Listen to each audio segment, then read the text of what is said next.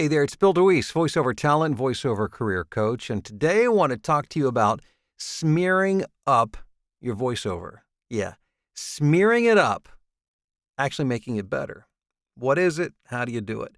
Well, first of all, let me just say this is something that I work a lot with my students on, but interestingly enough, it's something that I get called out for fairly frequently in recording sessions. And what I'm talking about is over enunciating, being more focused on execution of exactness than focusing more on the audience and being relatable.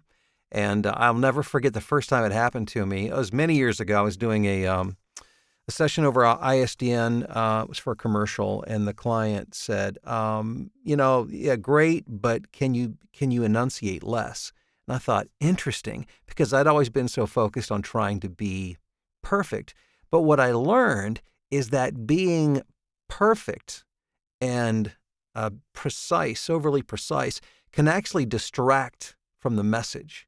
Because what we want to engage people, we don't want to distract them with something that at the end of the commercial, if what they say is, oh, well, that guy, his diction was impeccable, we failed.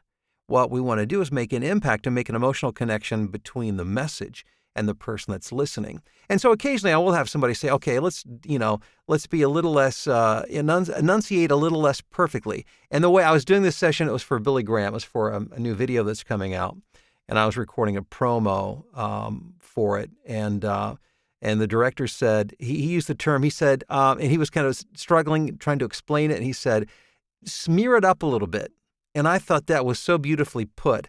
It's in my mind, it means there's not such an exact line from one thing to the other. It just kind of flows. It's smeared up. Now, obviously, you don't want to be sloppy, and you want people to understand what you're saying. But the idea is to not distract from the message and the emotion of what's going on. So let me just demonstrate. I pulled up this is a Billy Graham promo from a session, since that's what I was doing when I was given this direction. So here is how I would read it if I was really focusing on my enunciation and my diction. Help support the rapid response team as they minister to the emotional and spiritual needs of disaster victims across the United States and around the world. Visit billygraham.tv and click Give, or call 877-567-8989 right now. So, with the direction of smearing it up just a bit, this is how I would approach it, how I did approach it. Help support the rapid response team as they minister to the emotional and spiritual needs of disaster victims across the United States and around the world. Visit billygraham.tv and click Give, or call 877-567-8989 right now. So the focus went from, in the initial read, words, sounds, syllables, to message. I'm kind of grouping things together. I'm looking at what I'm trying to communicate. I'm communicating thoughts as opposed to sounds.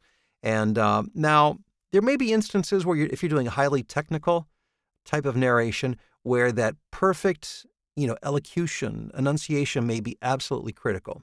So I'm not saying that you need to always smear it up, but when you have a script that really needs to make an emotional connection with somebody, if you overly enunciate, you can really kill the spirit of the spot. Hope you find that helpful. Hey, be sure to like, to share, to subscribe, and we'll talk soon.